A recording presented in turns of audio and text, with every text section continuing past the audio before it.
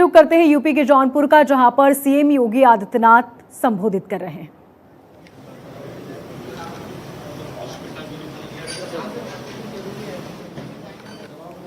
तो medical college का निरीक्षण करने पहुंचे हैं सीएम योगी। तस्वीरें आप देख रहे हैं। आपको बता दें कि इस मेडिकल कॉलेज में आने का सीएम का पूरा कार्यक्रम था, जिसको लेकर आज वो यहां पहुंचे हैं। उनके साथ ही डॉक्टर भी मौजूद हैं, जिनसे वो जान रहे हैं कि फिलहाल किस तरह की यहां पर व्यवस्था होगी, क्या कुछ यहां पर नई व्यवस्था की जाएगी। इस तमाम मुद्दों को लेकर डॉक्टर्स के साथ बात कर रहे हैं सीएम। और संवाददाता अवनीश विद्यार्थी मेरे साथ ज्यादा जानकारी के लिए हैं। अवनीश, सबसे पहले बताएं कि किस तरह की व्यवस्था होगी यहाँ पर और कितने दिनों का सीएम का ये पूरा कार्यक्रम होना है। मुख्यमंत्री दौरे पर निकले हैं। पिछले 3 दिनों से लगातार गोरखपुर, मऊ, इसके अलावा आज वाराणसी, जौनपुर और गाजीपुर के दौरे पर हैं। विकास कार्यों का निरीक्षण कर रहे हैं मुख्यमंत्री। उन्होंने चरणबद्ध तरीके से पश्चिमी उत्तर प्रदेश, मध्य उत्तर प्रदेश, इसके अलावा भारत नेपाल सीमा से जुड़े हुए इलाकों सबका निरीक्षण किया है। उस स्थिति में वो आज जौनपुर पहुंचे और वहां मेडिकल कॉलेज का निरीक्षण इस वक्त योगी आदित्यनाथ कर रहे हैं। जी, इसी के साथ आपसे ये भी जानना चाहेंगे कि क्या कुछ इसमें कहा जा रहा है कि बहुत सारी चीजों में बदलाव किया गया है, अब किस तरह की यहाँ पर तस्वीर देखने को मिलेगी? देखिए, मेडिकल कॉलेज वो हैं जो नए बने थे और नए मेडिकल कॉलेजेस चूंकि योगी सरकार के अंदर उनका निर्माण हुआ था, तो वहां पर किस तरीके का निर्माण कार्य है, विकास कार्यों का जायजा ले रहे हैं, कितनी प्रगति हुई है उसका जायजा ले रहे हैं। मुख्यमंत्री जहां भी जाते हैं उनके कार्यकाल के दौरान शुरू हुए प्रोजेक्ट्स की पड़ताल करते हैं। तो उसी कड़ी में वो वहां पर पहुंचे हुए हैं। मेडिकल कॉलेज का इस वक्त निरीक्षण कर रहे हैं। अवनीश, इससे पहले भी सीएम ने अपने संबोधन में इस बात का जिक्र किया था कि एमबीबीएस की पढ़ाई के लिए, मेडिकल की पढ़ाई के लिए अक्सर बच्चों को अपने घर छोड़कर कहीं और जाना पड़ता है, लेकिन उत्तर प्रदेश में इस तरह की स्थिति न हो, इसलिए वहां पर मेडिकल कॉलेज की संख्या बढ़ाई जाएगी। और ये कॉलेज खुलने के बाद से बच्चों में किस तरह की उत्साह देखने को मिला, क्योंकि अब उनके ही क्षेत्र में उन्हें शिक्षा मिल पाएगी। कॉलेज से ज्यादा सबसे महत्वपूर्ण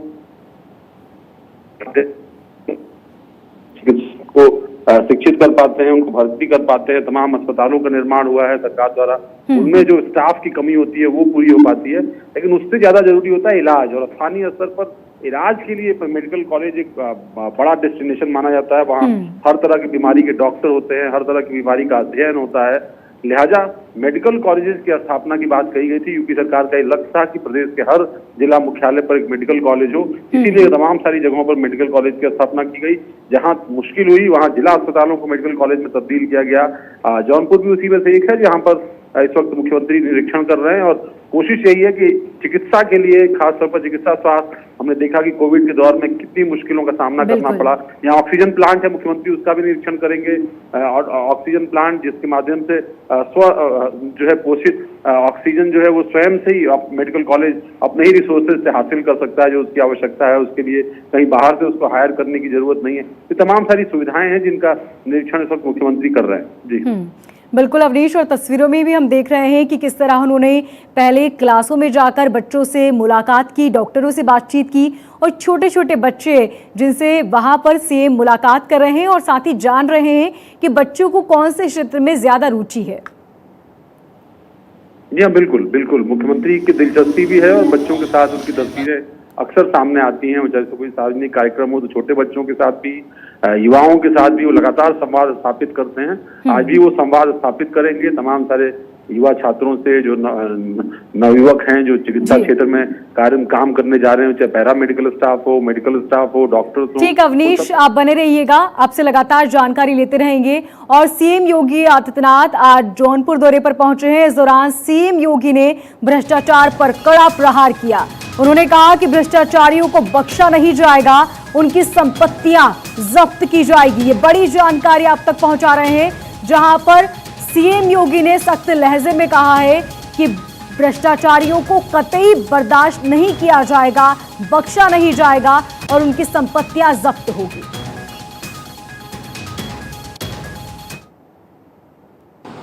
अपने लिए, अपने खानदान के लिए ये लोग भ्रष्टाचार पैदा करते थे। विकास की योजना लोक कल्याण के लिए नहीं, ठेकेदारों को लाभान्वित करने के लिए बनाते थे। अपने स्वयं के पाले हुए गुर्गों को लाभान्वित करने के लिए बनाते थे और इसीलिए उन लोगों पर प्रहार करने के लिए इस सरकार ने पूरी मजबूती के साथ लड़ना प्रारंभ किया है। हमने तय किया है भ्रष्टाचारी कोई भी होगा उसकी संपत्ति को हम कुर्क करके फिर से उसे सार्वजनिक उपयोग में गरीबों के उपयोग के लिए उस संपत्ति को अधिग्रहण करने में भी कोई संकोच नहीं करेंगे। और अवनीश मेरे संवाददाता लगातार फोन लाइन पर बने हुए हैं। अवनीश, इससे पहले भी सीएम ने इस बात का जिक्र किया था कि भ्रष्टाचारियों को बख्शा नहीं जाएगा और यही वजह है कि कई ऐसे गैंगस्टर जिनके ठिकानों पर बुलडोजर चला और यही वजह है कि उन्हें बुलडोजर बाबा भी कहा जाता है। देखिए, मुख्यमंत्री ने जब ये भाषण दिया उस वक्त वो जिस जगह पर मौजूद थे वो जगह माफियाओं का गढ़ कही जाती रही। उस जगह से लगातार माफिया चुन करके विधानसभा तक पहुंचते रहे। तो मुख्यमंत्री ने इशारों में जो कहना था वो कह दिया। उन्होंने कहा कि अपने परिवार को, अपने चेले चपाटों को, अपने संरक्षण में पलने वाले ठेकेदारों को मदद करने के लिए इस तरह के माफिया जो है वो काम करते थे। वो परिपाटी बदल गई है। हमने उनकी संपत्तियां कुर्क की हैं। जो इस तरह के माफिया हैं उनसे जुड़े हुए लोगों की संपत्तियां कुर्क की हैं, उनका काम धंधे बंद किए हैं। तो एक मैसेज देने की कोशिश की मऊ से मुख्यमंत्री योगी आदित्यनाथ ने कि वो इस जीरो टॉलरेंस की जो नीति है करप्शन को लेकर के और कानून व्यवस्था को लेकर के वो उससे कोई समझौता नहीं करने जा रहे हैं। इसीलिए वो उस ग्राउंड जीरो पर पहुंचे थे, यानी मऊ में पहुंचे थे जहां मुख्तार अंसारी का इलाका उसे कहा जाता था। उस इलाके में पहुंच करके उन्होंने कहा है और चेतावनी दी कि इस तरह के जो है अवैध कारोबार को किसी भी हालत में जो वर्णन नहीं देंगे। उनकी सरकार इसके लिए प्रतिबद्ध है और ये जो बुलडोजर का एक्शन है वो भी जारी रहेगा और साथ ही साथ एक परसेप्शन जो सरकार का बना हुआ है अपराधियों के खिलाफ वो लगातार बना रहेगा और उसके लिए वो कटिबद्ध है। बहुत शुक्रिया अवनीश तमाम जानकारी के लिए।